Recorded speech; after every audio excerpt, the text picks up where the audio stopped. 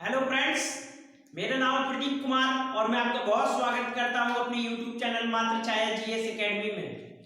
Friends, आज हम बात करेंगे बहुत ही इम्पोर्टेंट टॉपिक और हिस्ट्री का है, जो कहीं ना कहीं एग्जाम में पूछा ही जाता है, जो मध्यकालीन से और कहीं ना कहीं हमको आधुनिक भारत तक लेके आएगा और बहुत ही इम्पोर्टेंट है और कहीं ना कहीं पूछा भी जाता है और ऐसा कोई एग्जाम नहीं जिसमें आए ना।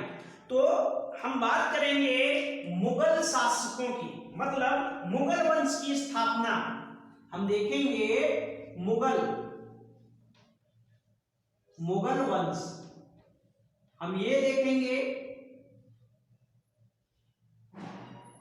ये मुगल वंश। अब हम मुगल वंश की देखें तो स्थापना आपको पता है, मुगल वंश ये इम्पोर्टेंट है और ये भारत का देखा जाए तो आधुनिक काल से, अगर जो दिल्ली शासन के बाद देखें, मध्यकाल में देखें, दिल्ली शासन का अंतिम शासक जो पूछता है कभी कौन था, तो इब्राहिम लोदी को मारकर बाबर ने मुगल वंश की स्थापना की।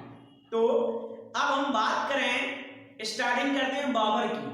आपको पता है कि बाबर ने इस वंश का संस्थापक कौन था, पूछ ले, मुगल वंश का संस्थापक, यहीं से शुरुआत करते हैं। मैं थोड़ा सा पहले बात करते हैं हम बाबर की। ये तो आज जो है, आज बात करेंगे बाबर की। बाबर, अब बाबर को अगर देखें तो सबसे पहले तो हमको यही पता होना चाहिए कि जन्म कहाँ हुआ, बाबर का जन्म कहाँ हुआ।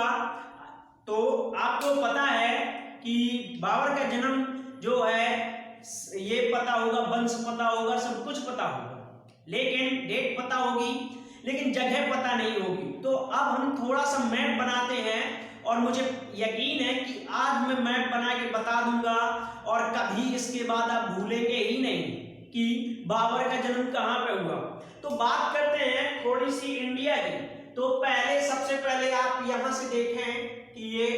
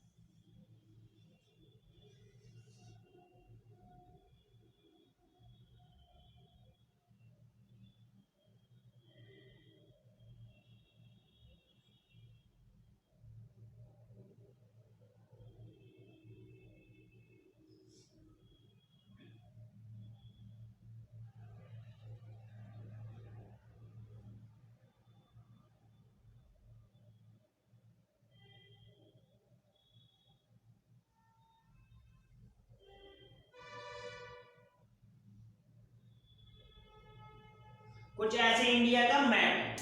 फ्रेंड्स, सही नहीं बना होगा, लेकिन आप इसे समझ सकते हैं कि अब मैं थोड़ा सा इसकी जगह दर्शाऊंगा तो आप क्लियर समझ जाएंगे कुछ इंडिया का ऐसे मैप है। फ्रेंड्स, जल्दी जल्दी में आज ये गड़बड़ हो रहा है, ये ऐसे। तो अब हम बात करते हैं, ये कुछ ऐसे।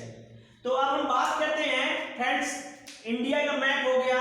अगर जो पूछे कि एक यहीं से लगा हुआ देश है जो आपको पता है, ये अगर मैं देश तुरंत बताऊंगा तो आप बता देंगे, ये देश ऐसे लगा हुआ है, ये तो पाकिस्तान लगा हुआ है, ये पाकिस्तान, और यहीं से एक देश की सीमा लगती है जिसे अफगानिस्तान कहा जाता है, ये अफगानिस्तान की है, ये पाक है और ये अफगानिस्तान है, और अफगानिस्तान से ही एक यहाँ पे सीमा लगती है, एक देश की कहें तो यहाँ पे सीमा लगती है।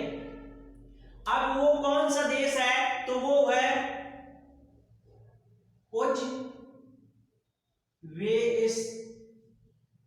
उज्बेकिस्तान है। Friends, Uzbekistan.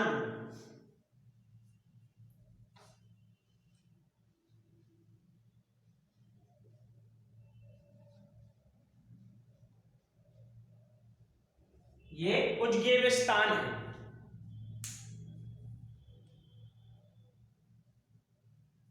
ये उज्बेकिस्तान है।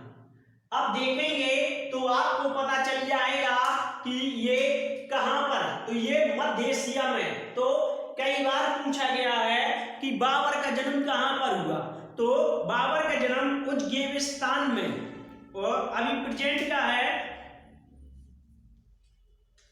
ये फ्रेंड्स ऐसे उज्बेकिस्तान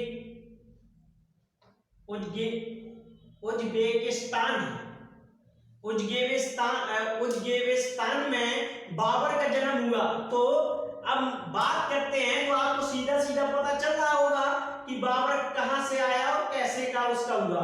तो यहां पर एक रियासत थी मध्य एशिया में। तो बात करें मध्य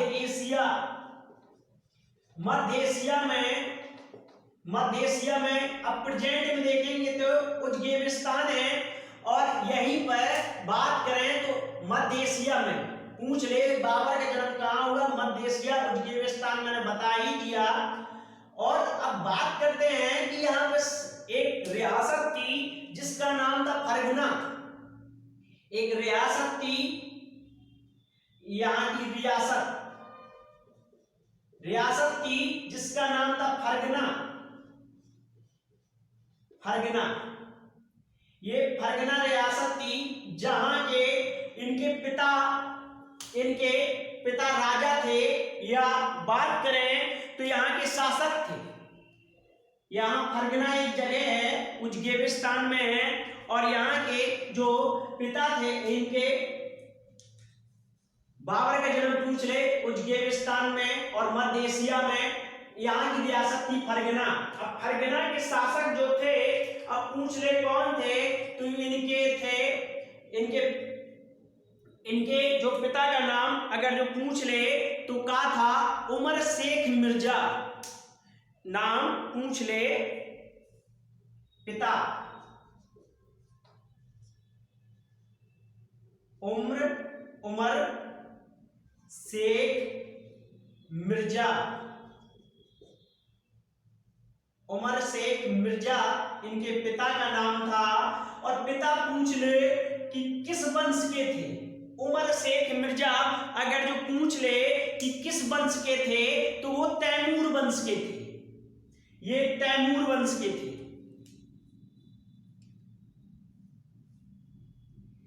ये रा है, ये उमर शेख मिर्जा। पूछ ले वंश, तो ये थे तैमूर। ये तैमूर वंश के थे उमर शेख मिर्जा। ये अब पूछता है कि माता का नाम, इनकी माता का नाम भी पूछ ले। बाबर की माता का नाम तो क्या था, कुतुबुज।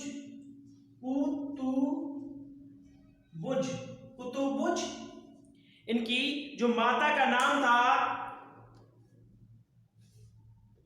ये था कुतलुज।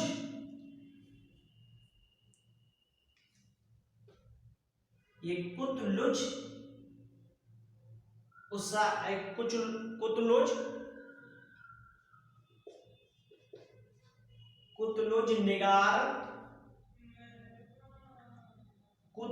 निगार खानम था। पूछ ले बाबर की माता का नाम क्या था, तो था कुतलुज निगार खानम नाम था। इनकी माता का नाम था कुतलुज निगार खानम, और पिता का नाम था उमर शेख मिर्जा, जो तैमूर वंश के थे। और माता अगर पूछ ले किस वंश की थी, तो ये माता थी चंगेज वंश की। चंगेज खां जो आया था भारत में आक्रमण करने के लिए मध्य एशिया वाला, तो वही चंगेज और तैमूर जो आए थे पहले मध्य एशिया के आक्रमण पढ़ेंगे, लेकिन हमने बाबर से स्टार्ट किया है। तो ये जो वंश हैं, अब बाबर के जब खून में कहा जाए इतने महान लोगों का अगर जो वो खून दौड़ रहा है तो बाबर कैसे शांत रहता। तो अब बात करते हैं, अगर जो कभी क्वेश्चन आ जाए कि किस मुगल शासक का जन्म वैलेंटाइन डे के दिन हुआ। अब वैलेंटाइन डे के दिन हुआ तो कभी आ जाए शायद मेरे जैसा एग्जाम बनाने के लिए, तो बना सकता है पागल। तो बात करते हैं बाबर का जन्म।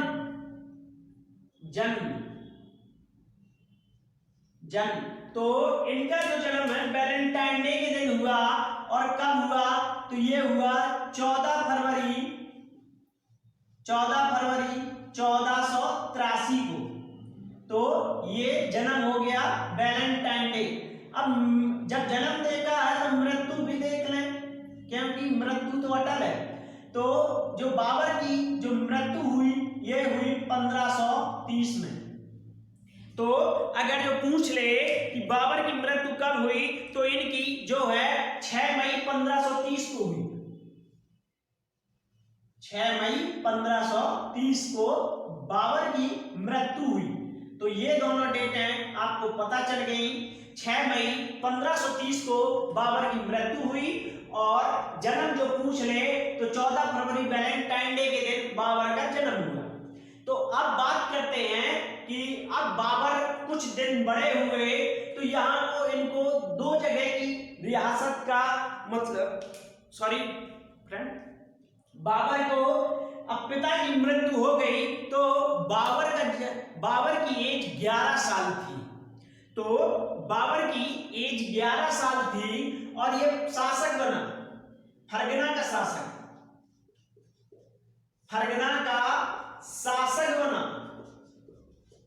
शासक बना। अब उम्र क्या थी अगर जो पूछ ले, या फिर सीधे सीधे अगर मैं डेट ही लिख दूं, फरगना का शासक कब बना बाबर, तो अगर जो पूछता है तो ये 94 में बना। 1494 में बाबर फरगना का शासक बना। तो आपको पता है उम्र पूछ ले तो 11 साल। अब इसका जो पोता होगा, बात करते हैं, ये तो ठीक है, तो ये तो मुगल अगर जो पूछ ले, ये तो फरगना का शासक बना बाबर, और इसका जो पोता हुआ था मुगल वंश का, अगर जो पूछ ले कि सबसे कम उम्र में कौन सा शासक बना मुगल वंश का, तो उनका आता है अकबर जो है 12 साल में बने, 13 साल में बने अकबर। तो अकबर बहुत कम उम्र में बने जो मुगल वंश के थे। अभी मुगल वंश तो है नहीं है, यहाँ की बात करते हैं फरगना की जो बाबर की है। तो अब बात करते हैं बाबर के हमले। अब बाबर ने लगातार हमले किए भारत में, और बात करते हैं कि बाबर ने धीरे धीरे जीतना शुरू किया। अब देखते हैं उज्बेकिस्तान कहां पर है, और ये अफगानिस्तान है, और अफगानिस्तान के बाद भारत में आएगा बाबर। ये बाबर जो है भारत में आएगा। तो ये जो पहले इंडिया तो पाकिस्तान में बटा नहीं था, तो पूरा था ना, तो आक्रमण करना शुरू यहीं से तो करना देगा। बाबर जो आक्रमण शुरू करना करेगा, तो यहाँ पे मैं थोड़ी सी जल्दी से बता दूं कि ये मानसरोवर ले है, और ये वाली राक्षस ताल है, ये मानसरोवर ले है। ये दोनों यहीं पास में है, तो यहीं से एक नदी निकलती है।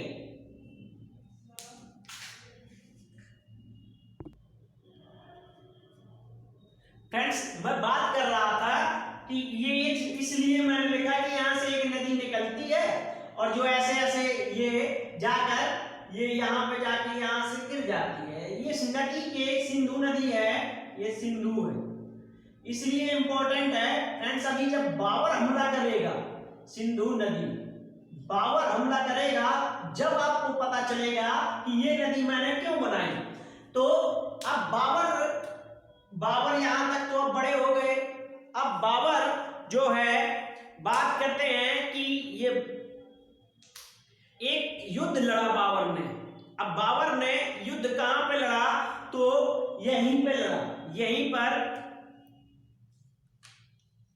बाबर ने एक युद्ध लड़ा, और जो ये बाबर ने 1502 में सर-ए-पुल का युद्ध लड़ा।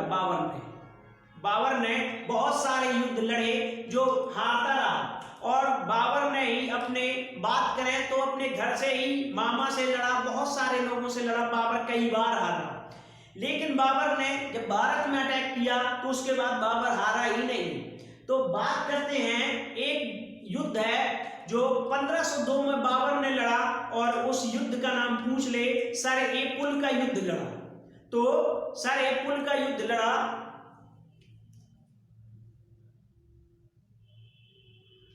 ये बाबर युद्ध 1502 ईस्वी में सर-ए-पुल,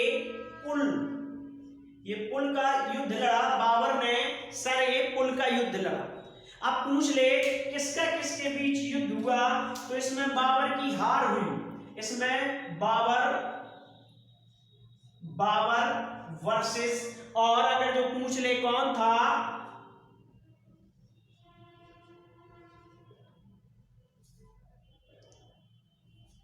ये सबनी खां था, ये सबनी खां। तो बाबर हारा, ये हारा बाबर, ये जीता।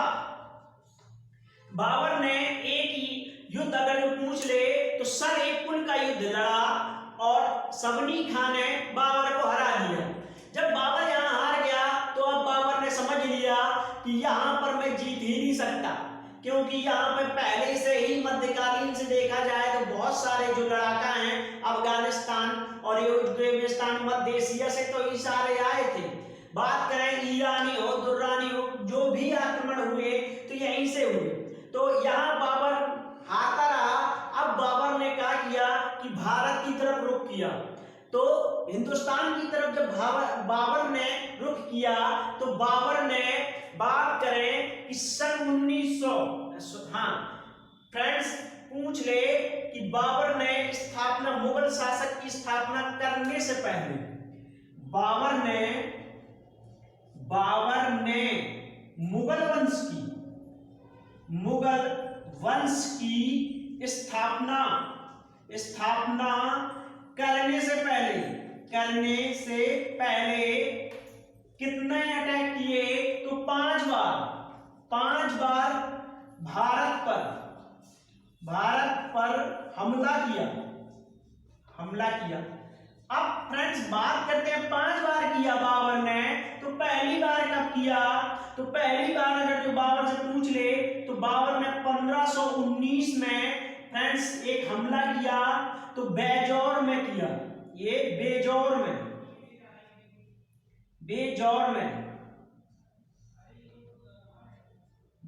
में हमला किया बाबर ने पहली बार, और ये अब जीत रहा है। अब धीरे धीरे यहां से वार रहा है। बेजौर जीतेगा, काबुल जीतेगा और लाहौर जीतेगा, और फिर लाहौर के बाद, हाँ फ्रेंड्स, काबुल जीतेगा, लाहौर जीतेगा और इंडिया में आएगा।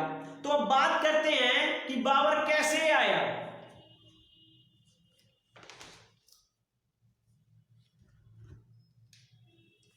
अब बाबर बात करते हैं, अब फ्रेंड्स ये बाजौर और भेरा है,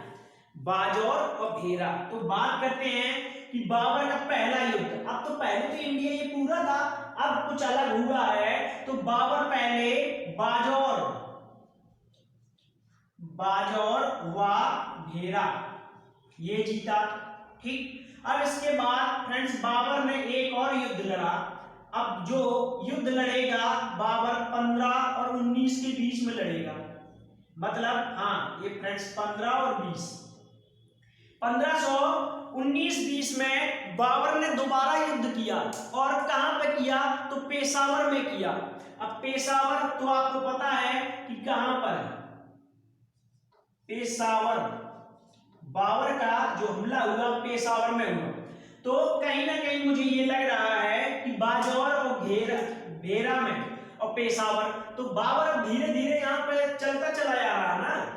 तो यहाँ से अगर देखा तो एक ये हो जाएगा, और पाकिस्तान में पेशावर पड़ता है, तो दूसरा युद्ध यहाँ पे हो जाएगा बाबर का। फ्रेंड्स अब फिर से बाबर युद्ध करेगा, और मुझे लग रहा बाजौर ये सब दोनों पाकिस्तान में ही पड़ते हैं।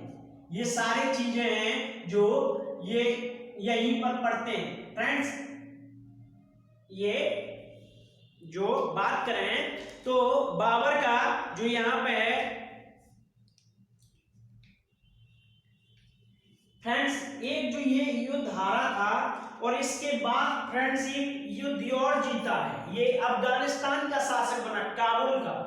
तो यहां से रह गई है डेट, वो तो भारत के हमले हैं फ्रेंड्स। ये 1504 में पूछ ले तो अफगानिस्तान का शासक बना। ये अफगानिस्तान गजनी, ये अफगानिस्तान गजनी का, गजनी काबुल,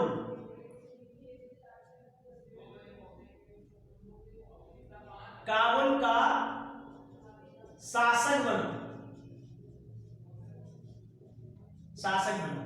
ये वाला युद्ध हारा था और ये वाला युद्ध जीता था। और बाबुल गजनी कहें या काबुल कहें तो यहाँ का शासक बना और 1504 की बात। और इसके बाद अब भारत में अटैक करेगा, यहाँ जीता है ये काबुल, काबुल में बाबर का शासन चला। और यहीं से अब बाबर जो है ये 1504 में, ये वाली घटना 1504 की है, ये 1504 की, 1504 में बाबर जीता और यहां रहा। अब फ्रेंड्स बात कर रहे थे हम बाबर की मुगल वंश की स्थापना से पहले 5 बार अटैक किया। तो पहले बाजौर में किया, भेरा में। तो कहीं ना कहीं फ्रेंड्स यहीं पर पढ़ रहे होंगे। और पेशावर तो आपको पता है पाकिस्तान में है। अब फ्रेंड्स तीसरा हमला करेगा बाबर, अब तीसरा करेगा तो ये 1520 में बाबर जो है 1520 में फिर हमला करता है सियालकोट में, सियालकोट में, सियालकोट में ये हमला करता है। अब फ्रेंड्स ये चौथा हमला करेगा लाहौर में, लाहौर में। ये रावी नदी के किनारे यहां पे लाहौर पड़ता है। चौथा हमला यहां पे करेगा। तो अब ये वाला कब हमला किया तो फ्रेंड्स ये 1524 में किया है, 1524 में किया है। अब यहां पे लाहौर भी आ गया। अब ये हमला करेगा दिल्ली पर, तो आगरा और दिल्ली जीतेगा। तो बात करते हैं, अब ये ऐसे है, आपने जो मैप देखा होगा यूपी का तो कुछ ऐसे करके है। और ये चित्रकूट वाला एरिया हो गया थोड़ा सा। और फिर चित्रकूट के बाद ये बात करें सोनभद्र और ये ऐसे है। और ये ऐसे जाके बलिया, और बलिया के बाद ऐसे फिर उठता चला गया। और ये ऐसे कुछ ऐसे करके फिर ऐसे ऐसे ऐसे और ये ऐसे। तो अब आपको सीधे यूपी का मैप दिख रहा होगा। और यहीं पर बात करें तो दिल्ली है, ये दिल्ली है। अब बाबर का हमला होगा दिल्ली पर। और आया कब था तो यहाँ पे 5वां हमला जो है, 5वें हमले की जो तारीख ये है फ्रेंड्स, ये 25 में आया है, 1525 में आया है 5वां हमला। ये 5वां है, 5वां। लेकिन जी कुछ समय लग गया होगा। पहले तो फ्रेंड्स 6-6 महीने लग जाता था युद्ध में। तो ऐसे ही ये अब हमला यहाँ पे यहाँ से आया है। तो अब ये वाला हमला जो 1526 में करेगा तो ये वाला यूपी, दिल्ली और आगरा जीतेगा। तो कहीं ना कहीं आप अगर मैप देखेंगे तो आगरा ये है, आगरा। तो आगरा की ये है आगरा और ये है दिल्ली। तो अब जब बाबर जीतेगा तो दिल्ली व आगरा में स्थापना करेगा। तो आप इतना स्क्रीनशॉट लेना चाहें तो फ्रेंड्स ले सकते हैं। और फिर सीधे बात करेंगे बाबर के जो 4 महायुद्ध हुए। और कहीं ना कहीं बाबर ने जो है स्थापना की मुगल वंश की, तो वो 4 युद्धों की बात करेंगे। अब मैं थोड़ा सा, जब मैं बना ही है तो मैं कहीं ना कहीं और समझा दूं थोड़ा सा कि बाबर की जो युद्ध हुए तो कैसे हुए। तो पता है कि दिल्ली में कौन बैठा था, तो आपको पता है कि इब्राहिम लोदी बैठा था दिल्ली में। आपको पता है इब्राहिम लोदी बैठा था। और हाँ, अब दिल्ली में तो इब्राहिम लोदी हो गया। और राजस्थान में पूछ ले, ये राणा सांगा, राणा सांगा, ये राणा सांगा हैं जिनसे ये पहला पानीपत और खानवा का युद्ध इनके साथ होगा। एक यहाँ पे जो आपको पता है कि ये जो मैप मैं बना रहा हूं ये ऐसे, ये वाला जो मैप बना रहा हूं तो ये पाकिस्तान का एरिया है। तो पाकिस्तान में कौन बैठा था? तो बैठा था दौलत खान। दौलत खान ये पाकिस्तान में अगर जो पूछ ले, सॉरी फ्रेंड्स, पंजाब पहले तो एक ही था, तो ये वाले जो पंजाब वाले एरिया में बैठा था तो कौन बैठा था? दौलत खान। और कहीं ना कहीं पूछा जाता है कि भारत में बाबर ने आक्रमण कहां से किया था, तो उसका आंसर पंजाब होता है। बाबर ने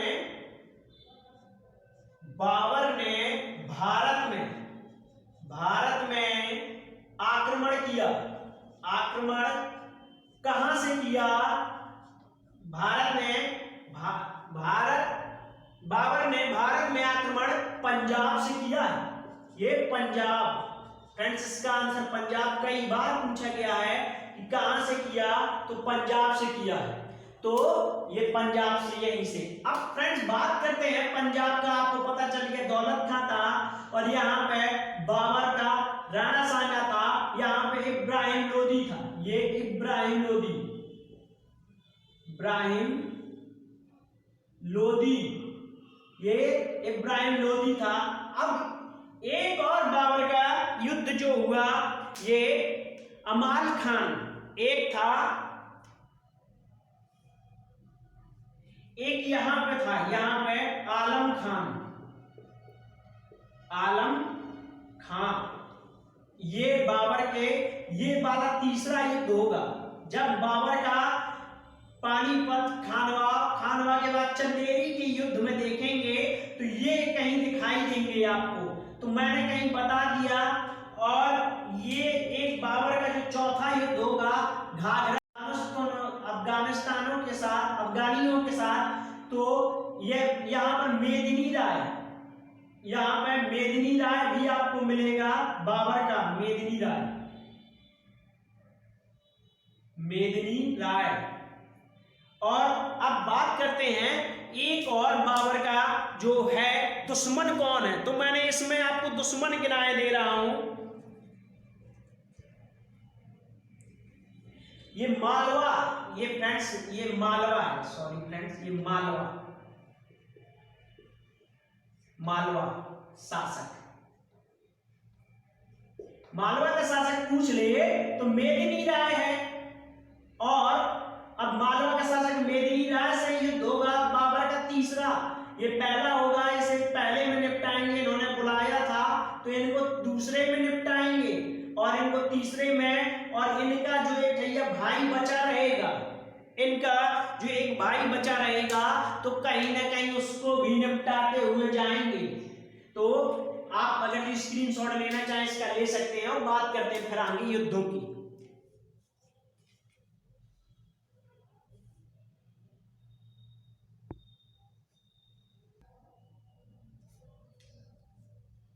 फ्रेंड्स अब हम बात करेंगे पानीपत के युद्ध की। जब बाबर की पानीपत,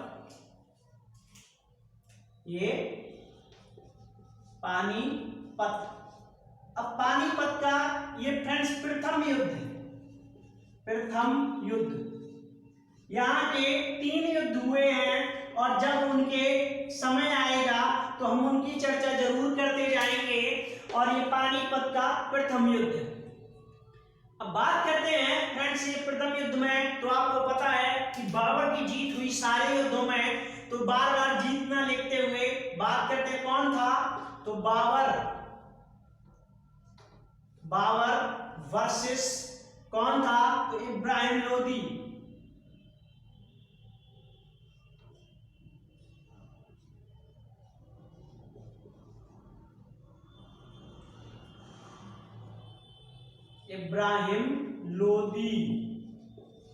अब बाबर वर्सेस इब्राहिम लोदी था। और बात करें तो इस युद्ध का फैसला क्या आया, तो आपको पता है कि इनकी मृत्यु हो गई, इनकी हार और ये जीत। तो ये जीते और इनकी मृत्यु हो गई। और अब बात करते हैं तो बाबर ने जब ये युद्ध जीता तो बाबर ने कलंदर की उपाधि धारण की।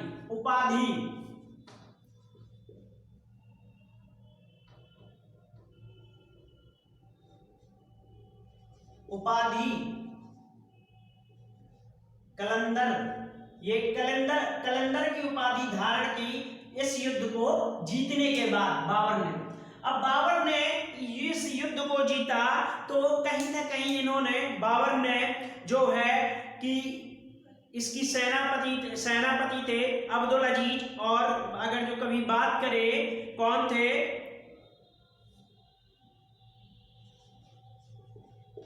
अब्दुल अजीज,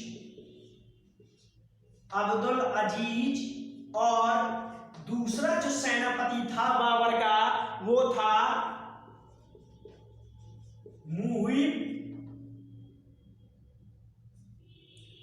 अली। ये बाबर के सेनापति थे, ये सेनापति थे बाबर के। ये जो युद्ध हुआ ये सेनापति, ठीक है, मान लिया। और पूछे तो बाबर ने इसमें एक पद्धति का उपयोग किया, तुलगुमा पद्धति। ये तुलगुमा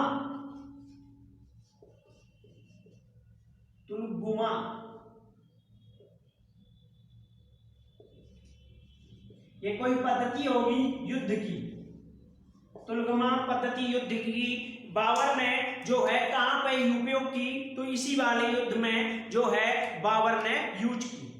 अब फ्रेंड्स बात करते हैं आगे, ये वाला तो हो गया। अब दूसरा युद्ध होगा जो होगा खानवा का युद्ध। ये खानवा अब कौन होगा, तो आपको पता है कि इस युद्ध में जो होंगे बाबर वर्सेस राणा संगा। और इस युद्ध में पता है कि इनकी हार और ये जीत। और डेट बता दें फ्रेंड्स, इसकी जो डेट थी, इसकी तो आपको डेट पता है 1526, और ये वाली डेट थी 1527। अब बाबर लगातार युद्ध जीतते जाएंगे, मृत्यु ना हो जाए जब तक, तो ये वाले युद्ध। और कहीं ना कहीं इसमें दिल्ली में कब्जा हुआ, और खानवा के युद्ध में पूरे भारत में बात करें, इस युद्ध में क्या हुआ, इस युद्ध में पूरे भारत में कब्जा हुआ। जैसे अंग्रेजों ने पहले दिल्ली जीता, जब बंगाल जीता प्लासी के युद्ध में, और पूरे भारत में पूछ ले कब कब्जा किया, तो बक्सर के युद्ध में किया, 64 वाले में, क्योंकि उसमें तीनों सेनाएं जो है बंगाल और अवध और दिल्ली की सेना हार गई थी। तो इसलिए भारत में अंग्रेजों ने पूछ ले कि बंगाल में शासन कब किया, तो प्लासी के युद्ध में शुरुआत थी भारत में, और पूरे भारत में कब उन्होंने अपना साम्राज्य स्थापित किया, तो वो बक्सर के युद्ध से। बाबर ने इस युद्ध में जीता और मुगल वंश की स्थापना कर दी, लेकिन ये दिल्ली तक था, क्योंकि राणा सांगा राजस्थान के बहुत मजबूत शासक थे, और कहीं ना कहीं ये युद्ध के लिए वो थे, इनको कांटे की तरह टक्कर दे रहे थे बाबर को, और बाबर ने फ्रेंड्स इनको हराकर पूरे भारत में कहें तो कब्जा हो गया इनका।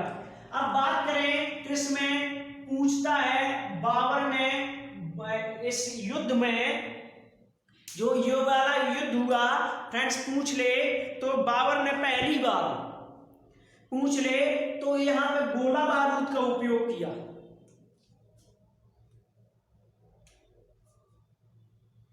बाबर ने गोला बारूद का उपयोग किया।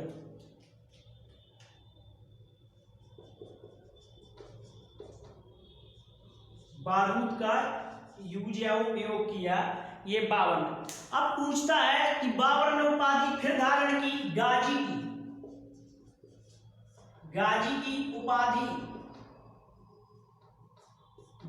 उपाधि धारण की बाबर ने, और ये युद्ध जीतने के बाद। और एक यहां से बाबर ने जीतने का एक नारा दिया था क्योंकि यहाँ पे जीते थे तो कुछ लोग अब साथ दे ना रहे थे, तो बाबर ने पूछ ले तो जिहाद का नारा दिया। जिहाद का नारा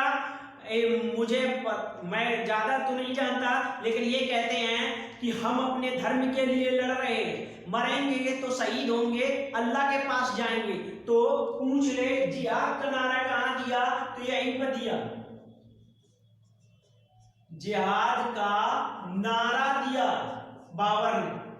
अब फ्रेंड्स जो दो युद्ध हैं, तो वो वाले युद्ध अगर जो बता दें सीधे सीधे, तो चंदेरी का युद्ध आएगा, चंदेरी का युद्ध। और ये चंदेरी का युद्ध जो हुआ किसके साथ में हुआ, तो बाबर वर्सेस मेदिनी राय,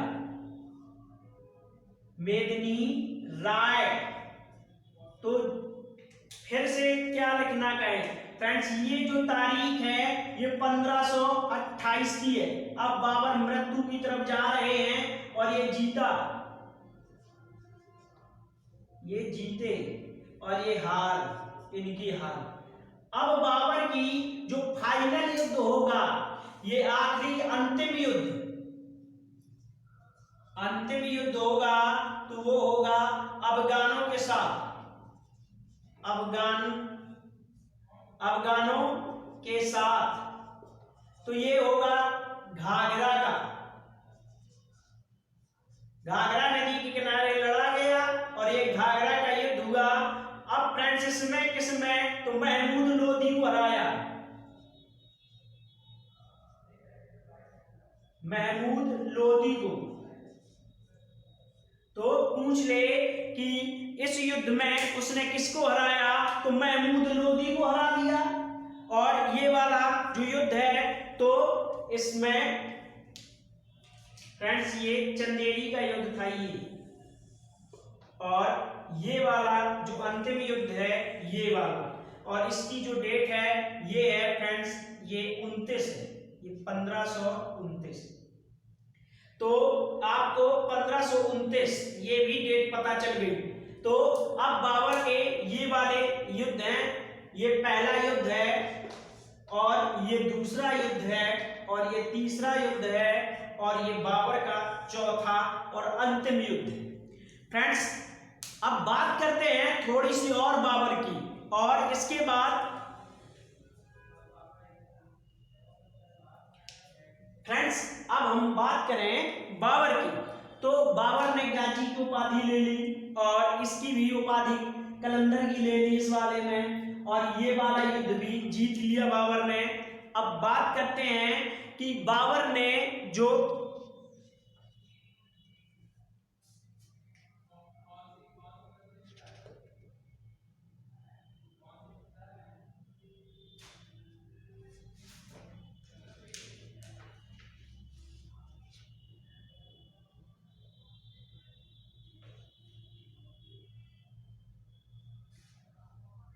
फ्रेंड्स बाबर ने अब ये वाले युद्ध जीते। अब बाबर नामा की थोड़ी सी बात कर लें। बाबर नामा फ्रेंड्स बाबर ने अपनी आत्मकथा लिखी, आत्मकथा। ये बाबर ने ऑटोबायोग्राफी स्वयं लिखी। और भाषा पूछ ले, भाषा तो ये फ्रेंड्स तुर्की में लिखी, ठीक है। अब फ्रेंड्स इसका फारसी में अनुवाद पूछ ले, फारसी में किसने किया, तो ये अब्दुल रहीम खान खाना ने किया। अब्दुल